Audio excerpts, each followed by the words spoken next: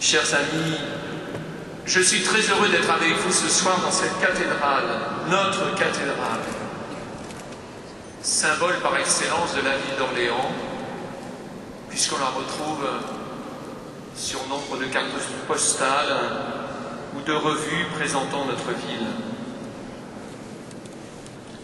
Je suis heureux de commencer avec vous, avec Pauline, Clarence, leur page, vous tous qui êtes ici, cette année du 600e anniversaire de la naissance de Jeanne d'Arc, sainte et héroïne de notre ville d'Orléans. Je suis heureux qu'on parle d'elle, en général plutôt bien, même si les dérapages dans l'interprétation de l'histoire ont malheureusement cours. Mais pour couper court aux interprétations tronquées, aux faits édulcorés, il faut revenir à la vérité historique, celle qu'on trouve dans les documents de première main que sont les procès de condamnation et le procès de nullité de celui-ci. Jeanne parle dans ces documents et aussi près de 115 personnes qui l'ont connue de près. Ces documents nous révèlent l'unité profonde de Jeanne, en même temps que son combat pour venir au secours de l'unité perdue de la France d'alors. Quand on est en crise, chacun de nous le sait bien pour lui-même, la désunion guette.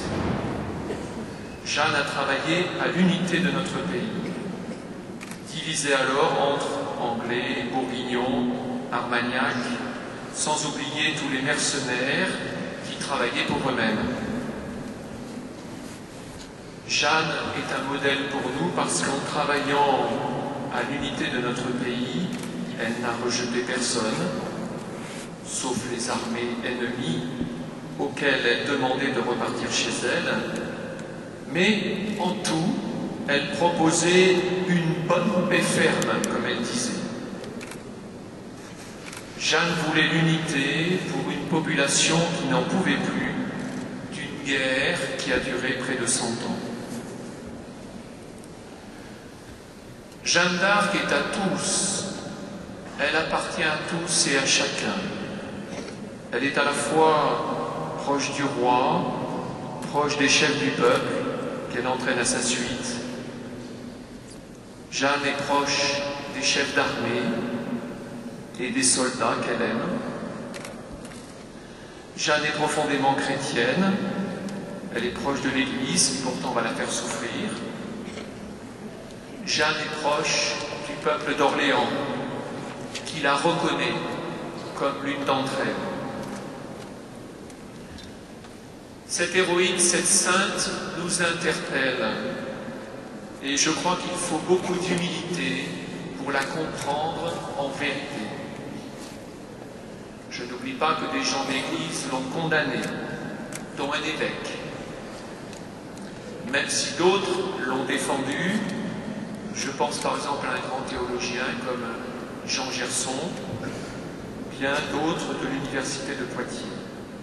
Et même si Monseigneur Dupanloup, l'un de mes prédécesseurs, a mis en route la canonisation qui ne viendra qu'en 1920. Jeanne a été abandonnée de tous ceux qui pourtant ont pu l'aduler à un moment donné.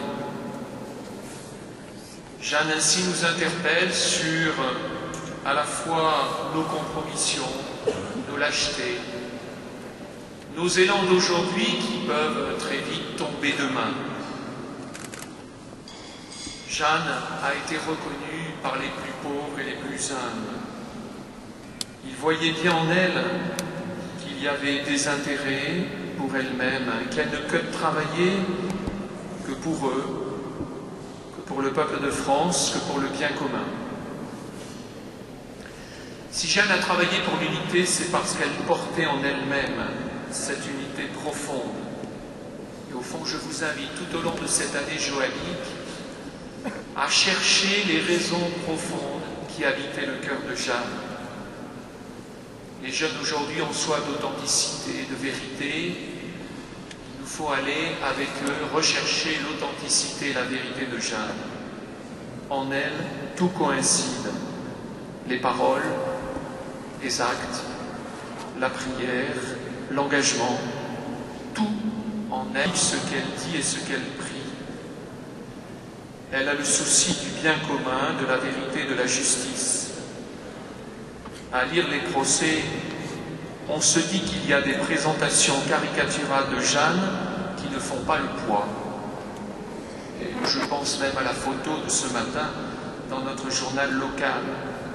Ça ne fait pas le poids face à la véritable Jeanne.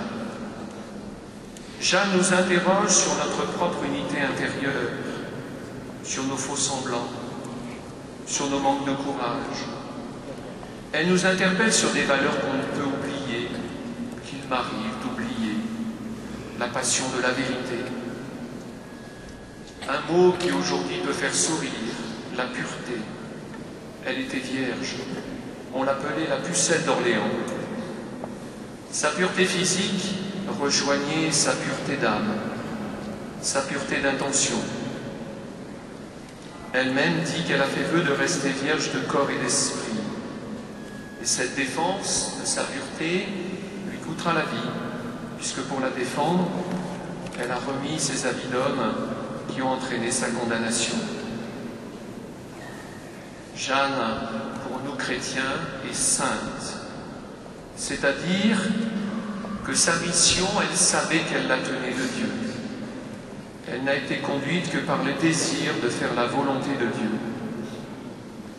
Elle est nommée par les voix célestes qui lui parlent, fille de Dieu. Et elle a été fidèle jusqu'au bout à Jésus, dont elle a crié le nom à plusieurs reprises sur le bûcher de Rouen.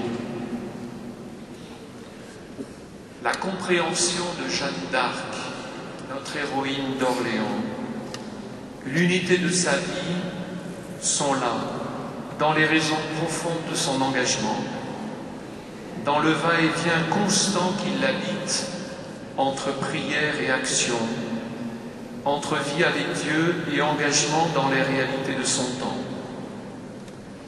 Elle a là quelque chose à nous dire.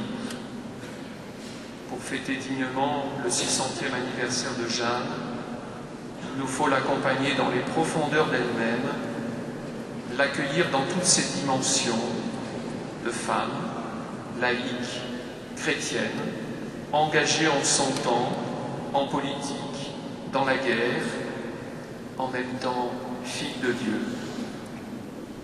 Jeanne n'a pas fini de nous interpeller sur notre propre unité intérieure et sur nos combats quotidiens pour l'unité de notre pays. Je vous souhaite à tous une bonne et sainte année joannique. Je vous souhaite à tous de découvrir la vraie Jeanne d'Arc et son unité profonde. Pauline, faites que les fidèles d'aujourd'hui, les catholiques d'Orléans, voient en vous non l'image d'un passé révolu, mais celle d'une espérance à venir.